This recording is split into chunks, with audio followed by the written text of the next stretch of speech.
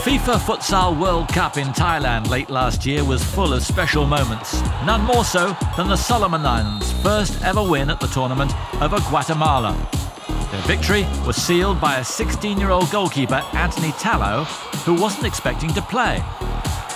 The first choice keeper was suspended after having picked up a red card in the previous game, so he was forced to cheer from the stands.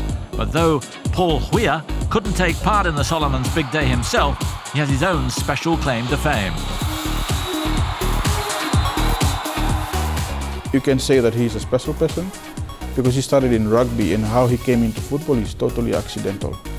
He was training rugby, and the coach then was looking for a goalkeeper, and he called Paul over, and the story started there.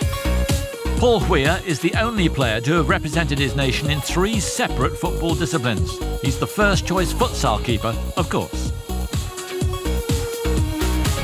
Back in 2006, he took part in the FIFA Beach Soccer World Cup in Rio, helping his team to a 5-2 win over Cameroon. And last September, he was employed as a substitute for the Solomons 11-a-side team in a FIFA World Cup qualifier against New Zealand. This is something that can happen in a small country like Solomon Islands. We don't have a big population, and there are not many football players. So we've had cases before in which a couple of players have played in the Beach Soccer World Cup and have played for a Papua New Guinea club in the FIFA Club World Cup. Huia comes from one of the Solomons' many outlying islands, but was brought up in the capital, Honiara. 30 this year, futsal has helped him improve his skills, and he's looking to the indoor code to keep his career going. In the 11-a-side game, he'll be appearing in this year's OFC Champions League with his club side Solomon Warriors. I'm glad my career has helped me move into different fields. Futsal has helped me a lot because it's easy for me to adjust to 11-a-side football. Football is much easier to play, as the basics are the same as futsal, and it's been good to play in another 2 sports. Huia made his international debut in the one code he's now left behind, beach soccer.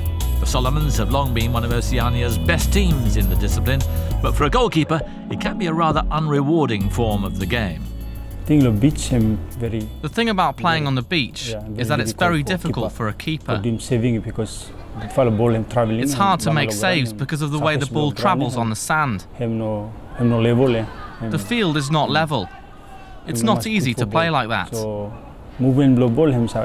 Because of the movement of the ball and the way the ball keeps low, it's hard to train for beach soccer, especially compared to futsal. The Solomon Islands, an archipelago almost 1,000 miles long, is one of the larger nations of Oceania. They've been very successful in various codes of the sport in the region. 3 times they've been Oceania's beach soccer champions, 4 times they've won the futsal. Yet the round ball game wasn't the islanders' first love.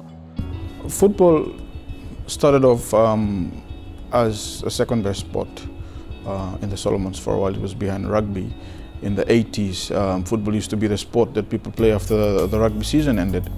But we've had a good leadership in the late 80s, 90s coming forward, and they helped to organize competitions that attract the attention of people, and they started developing a passion that still exists today.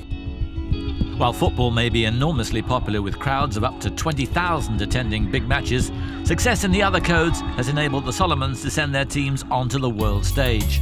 The recent futsal campaign in Thailand certainly caught the public imagination. We've had a lot of things happen that helped develop good futsal teams. And the passion for football in the Solomons is great, and that has transferred over to futsal. And any player who plays in futsal in the Solomon Islands wants to be the best. So some of this passion that we enjoy in football is also being used to drive the personal development for players in futsal. Of course, futsal in the Solomons faces the usual challenges associated with sport in the Pacific.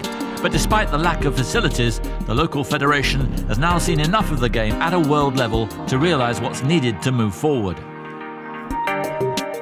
There was also a big step taken by the Oceania Football Confederation to introduce an annual futsal competition in the region, and that is one of the stepping stones that the team used.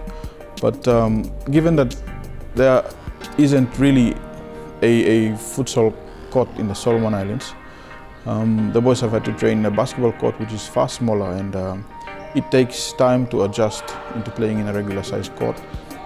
We hope to receive further help from our confederation and also from FIFA to ensure that we can have facilities and support that we need to compete at this level. And if they get the chance, who's to say that the sort of performance they displayed to beat Guatemala can't be repeated in World Cups of the future?